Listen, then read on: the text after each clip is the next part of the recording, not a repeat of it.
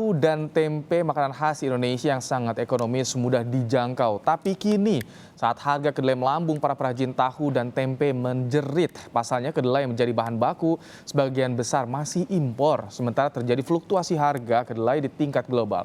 Kita akan bahas soal gejolak harga kedelai dan bagaimana mengamankan stoknya.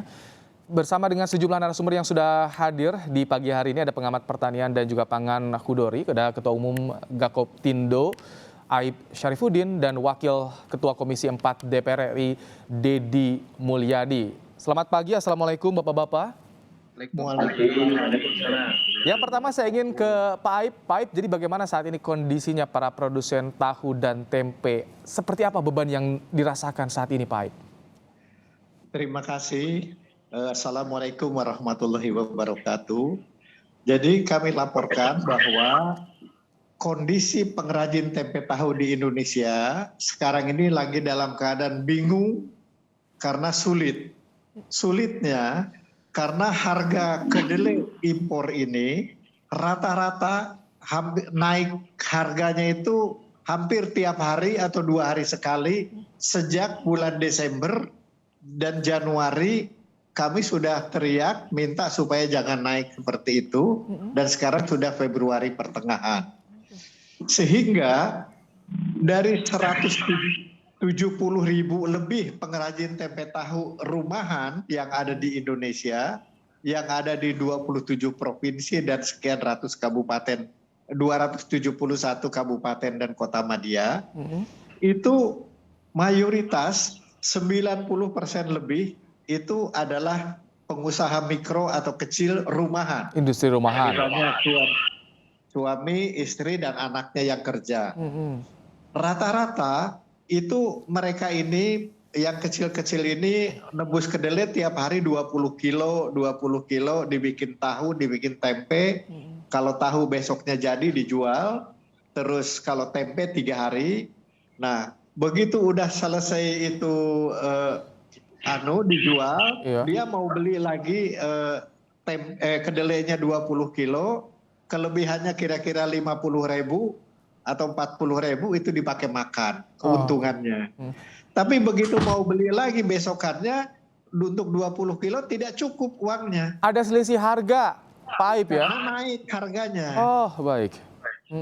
Begitu beli lagi besokannya, ya turun lagi dari 20 kilo tinggal 19, 18, tinggal 15 kilo gitu ya. Pak Aib. Akhirnya kesal dan marah gitu. Baik. Pak Aib, di bulan Desember terakhir berapa harga kedelai yang bisa dijangkau oleh para produsen?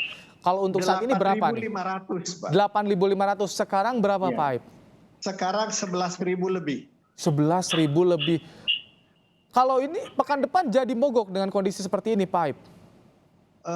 Minta maaf, jadi 21, 22, dan 23 Februari. Mogok 3 hari ini total berhenti produksi, artinya banyak yang terdampak, pekerja juga terutama Pak Aib ya? Betul, jadi itu mereka semua mogok sistem tukang tempe dan tahu ini tidak ada mogok turun ke jalan dan lain-lain. Kami ini hanya tidak memproduksi tempe dan tahu, diam-diam saja di rumah, berdoa, berzikir supaya ada jalan terbaik dan tidak dagang. Baik. Kita akan tanyakan kepada Wakil Ketua Komisi 4 DPR, Kang Dedi, bagaimana nih Anda melihat Kang Dedi? Yo, Mas, putus aja ya. Sejak bulan Desember Kang Dedi, kenaikannya begitu signifikan sampai di awal tahun ini Kang Dedi. Oh gitu.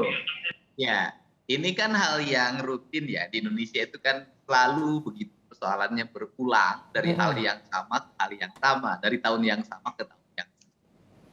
Makanya dari sisi aspek regulasi kan Komisi 4 itu membidangi bidang pertanian. Artinya bahwa dia terfokus pada aspek produk. Makanya kita mempertemukan Menteri Perdagangan dan Menteri Pertanian dalam rapat kemarin. Tujuannya apa sih? Yang pertama adalah antisipasi atau langkah apa sih yang harus dilakukan dalam jangka pendek hari ini. Yang kedua, langkah apa yang harus dilakukan dalam jangka panjang. Nah, kita paham bahwa harga kedelai di luar alami kenaikan karena aspek-aspek cuaca yang terjadi di negara yang memproduksi kedelai itu sendiri.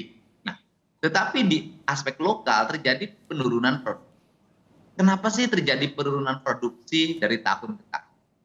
Yang pertama adalah perencanaan kita dalam merencanakan luasan lahan yang akan ditanamin kedelai itu kan tidak dibuat rencana yang memadai, yang terintegrasi dengan Kementerian Perdagangan. Nih, saya katakan yang terintegrasi dengan Kementerian Perdagangan.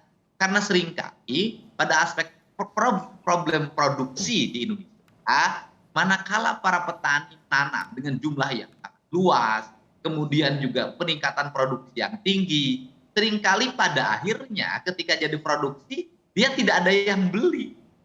Kenapa tidak ada yang beli? Karena aspek distribusi jaringan yang menguasai pengadaan ini kan dikuasai oleh beberapa kelompok lah, kita tahu, gitu loh, beberapa kelompok. Sehingga diperlukanlah kerjasama yang produktif antara kementerian dengan Kementerian Pertanian dan Kementerian Perdagangan. Kementerian Pertanian buat rencana berapa juta hektar tanah yang akan ditanam, jenis tanamannya apa, tenaga pendampingnya mana, pupuknya yang disiapin apa, obat-obatannya apa. Kang Deddy. Kemudian nanti kalau sudah produksi, nanti yang belinya siapa, pasarnya di mana, dibuat rangkaian jaringan distribusi yang memadai.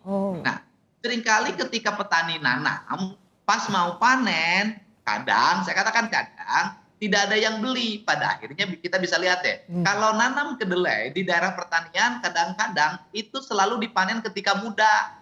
Kemudian diiketin, dijualin. Saya kan petani, ngerti gitu ya begitu. Dijualin nih, Bapak ngerti banget ya Pak.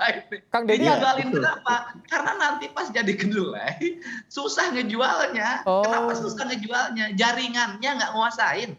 Nah, sehingga perlu tuh Menteri Pertanian sama Menteri Perdagangan tuh ngomong bareng, saya perlu kedelai nih, ini nih yang membelinya, ini jaringannya, ini bagaimana kerjasamanya dibuat. Nah, itu kan gampang sekarang itu di desa-desa ada BUMDes segala macam, kan sangat mudah. Tetapi saya katakan seluruh kemudahan itu akan menjadi kesulitan manakala ada pihak yang selalu mendapat keuntungan yang dialami dalam setiap waktu dari kekisruhan. Ini kan problemnya itu. Ya semoga saja gitu kan para pihak yang selalu mengambil keuntungan dari kekisruhan itu mulai disadarkan. Karena apa? Karena ini ada problem bangsa yang cukup kuat, yaitu kebutuhan pokok rakyat yang harus dipenuhi.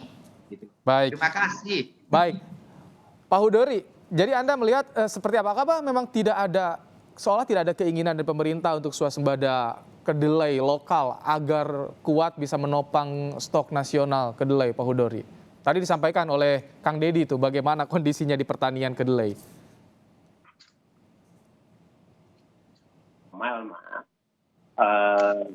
Apa yang sudah diprogramkan pemerintah itu kalau kita baca ya itu sudah lama bahwa pemerintah punya keinginan untuk swasembada.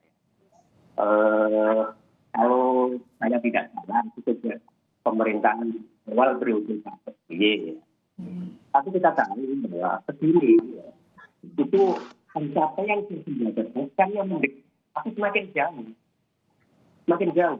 Jadi kalau kita lihat dari sisi luas lahan yang ditanam di Kediri, produksi kedelai itu turun jauh sekali. Kenapa seperti itu? Saya kira saya menambahkan yang disampaikan oleh Deddy ya. Jadi pertama, saya kira memang ada penurunan hasil relatif kedelai. Kalau dibandingkan dengan komoditas lain, kedelai itu relatif tidak bisa bersaing dengan jagung, padi, lahan yang sama. Kita tahu hasil audit terakhir lahan itu cuma 7,4 juta hektar. Di lahan yang ini bersaing dengan sekian banyak kompetisi. Salah satunya kedelai. Ketika kedelai itu dijamin harga, tidak ada kepastian harga. Kepastian kedelai itu. Pak Hudori, mohon maaf Pak Hudori, tampaknya suara audio Anda kurang begitu jelas. Pak Hudori, nanti kami akan coba untuk kembali memperbaiki sambungan audio Anda. Saya akan tanya ke Pak Aib terlebih dahulu.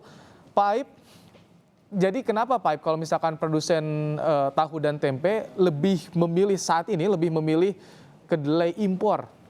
Apakah ada kualitas yang berbeda dibandingkan dengan kedelai lokal, Pak Aib? Terima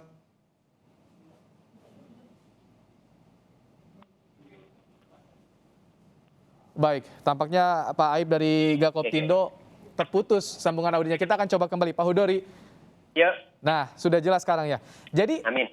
kalau Anda melihat tidak ada dukungan yang maksimal dari pemerintah, Pak Hudori, untuk petani kedelai Indonesia. Salah satunya, Mas. Salah satunya ya, salah satunya. Tapi memang kita perlu tahu peta supaya lebih jelas ya. Yang pertama, lahan kita itu terbatas ya. Kalau kita mengikuti audit terakhir Kementerian ATR BPN ya, lahan sawah kita itu cuma 7,4 juta hektar. Di lahan yang cuma segitu-segitu.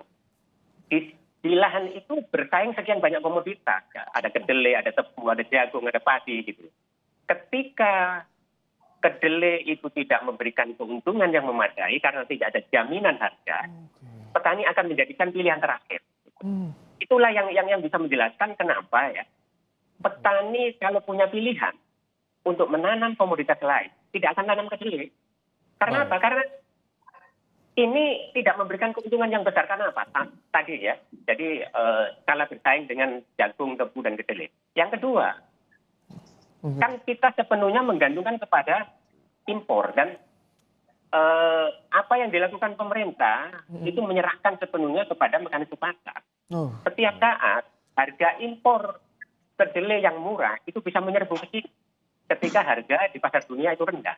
Dan itu membuat disinsentif pada petani di sini. Jadi saya kira memang harus ada upaya perbaikan yang komprehensif ya, bukan hanya semata pengaturan harga, tapi memang harus ada proteksi ya, harus ada pengaturan lebih jauh tentang impor supaya kita punya kemandirian. Kalau kita lihat ya Mas, sebelum Krismon 97-98 itu kita pernah swasembada. Nah, tapi setelah langsung turun terus ya produksinya ya.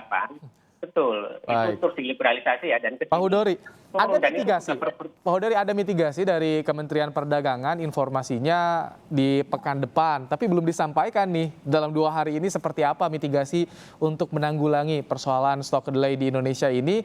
Nanti setelah ada pengumuman dari Kemendag, bagaimana nasib para produsen tahu dan tempe di Indonesia ini dan bagaimana jaminan stok kedelai yang ada di Indonesia. Kita akan bahas kembali usai jeda. Tetap bersama kami di Sapa Indonesia Pagi.